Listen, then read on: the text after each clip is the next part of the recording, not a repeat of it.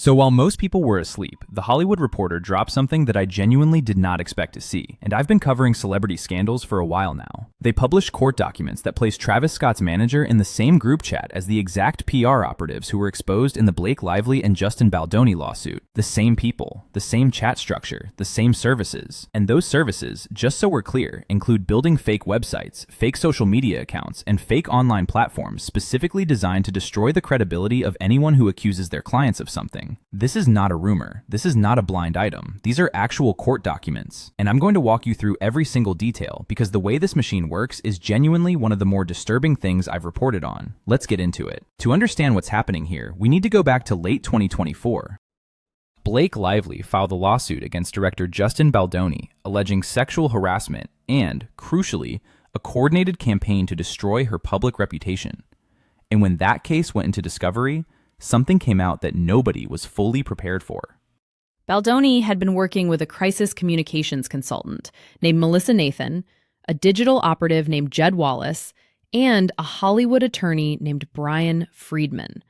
Together, these three had been hired to do what the court documents describe as running a, and I'm quoting here, underground cottage industry of creating fake websites and coordinated social media accounts to attack, discredit, and ultimately silence people who come forward against powerful clients. The way it works is actually quite simple, which is what makes it so effective. A client, someone famous, someone wealthy, someone facing allegations, pays these operatives. In return, the operatives build an entire digital infrastructure from scratch. We're talking Reddit threads, Twitter accounts, 4chan posts, Discord servers, entire websites, all presenting one narrative, all anonymous, all coordinated, all paid for. And for a long time, it worked. Nobody could prove the pattern because every piece of it looked organic. It looked like regular people on the internet forming regular opinions. It wasn't. Now here's where it gets bigger. Blake Lively turned out not to be the only target. The same names, Nathan, Wallace, Freedman, came up in connection with campaigns against the accusers of Rebel Wilson, Scooter Braun, and Andrew Huberman. Which means this wasn't a one-off. This was a service, a repeatable, scalable, for-hire reputation destruction service operating inside Hollywood for years. And then yesterday, a new name dropped. According to The Hollywood Reporter, a third party in one of those group chats is David Stromberg, Travis Scott's manager. The person who runs his day-to-day career and oversees the Cactus Jack brand. The chat is dated June 2024. In it, Stromberg refers to Melissa Nathan and Jed Wallace as, quote, the person who runs his day-to-day career and oversees the Cactus Jack brand. The chat is dated June 2024. In it, Stromberg refers to Melissa Nathan and Jed Wallace as, quote, my favorite team and dream team. He then asks them for an all-in rate, meaning a total package price for the services of Nathan, Wallace, and Freedman for, quote, him. He doesn't name the client, but the context, according to the reporter, is not exactly ambiguous. Nathan responds with a detailed breakdown of what that package would include. And I want to read this slowly because the specificity of it is important. She lists 1. A forensic team that will immediately start finding and collecting all information on the other side. 2. An external campaign to demonstrate motive and credibility, using a ghost platform that we will create. And 3, and this is the one that got me, quote, we will build the entire digital infrastructure, Reddit, website, X, 4chan, Discord, so that the right narratives dominate on behalf of the client. Read that again. They are literally selling a full-stack fake internet presence as a product, with line items, with deliverables, with a rate card. This is a business. But wait, because it gets worse. 2 weeks after the initial conversation, on June 20th, 2024, Melissa Nathan sent David Stromberg a message in that same chat. She told him that she had successfully removed a reference to Astroworld from TMZ. Stromberg's response was a heart emoji.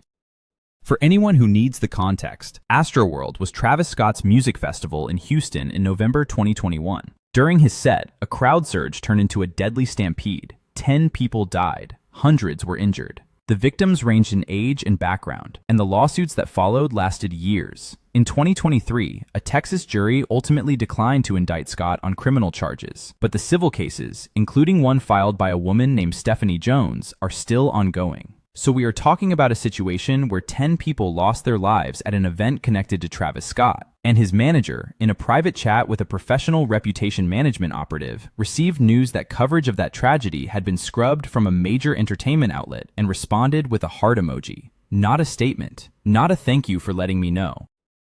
A heart. I want to be precise about one thing here because I've already seen the confusion online. The smear campaign in these documents is not being run against Travis Scott. He is not the victim in this story. The documents suggest his team hired these operatives to run campaigns on his behalf, meaning against whoever might be coming forward against him. That distinction matters.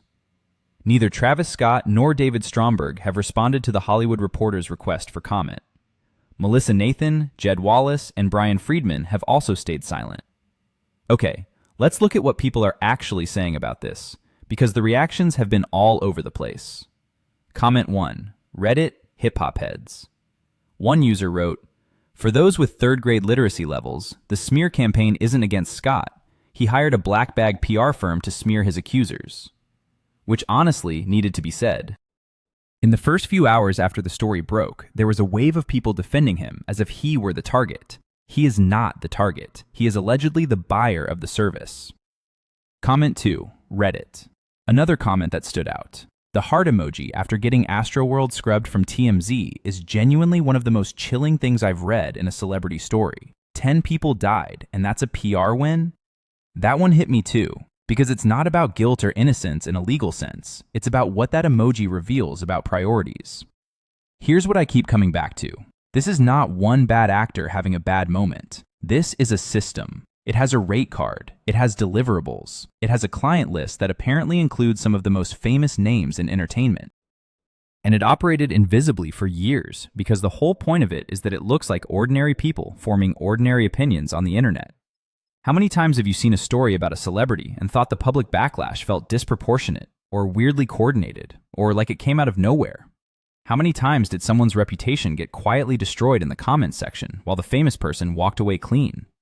I'm not saying every pylon is manufactured, but after reading these documents, I'd be lying if I said the thought doesn't cross my mind differently now.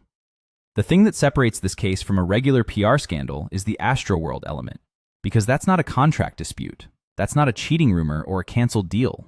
Those are 10 families who lost someone. And the documented response to coverage of that tragedy being removed from the news by the people who represent Travis Scott is a heart emoji. Now, I want to be fair. Travis Scott has not been charged with anything in connection with these documents. His name is not in the chat. David Stromberg's name is. Whether Scott knew exactly what was being purchased or whether this was managed entirely at the manager level without his direct involvement, we genuinely do not know, and that matters legally. But here's my honest take. If someone is managing your career, spending your money, and building fake Reddit threads and ghost websites on your behalf, and your response when you eventually find out is silence, that tells me something. Maybe not in a courtroom, but it tells me something. This story is not over. The Lively versus Baldoni case is still in discovery. Stephanie Jones's case against Travis Scott is still active. And based on what the Hollywood Reporter has published so far, the list of names connected to this PR network is almost certainly not complete yet. So here's what I want to know from you. Where does the line actually sit?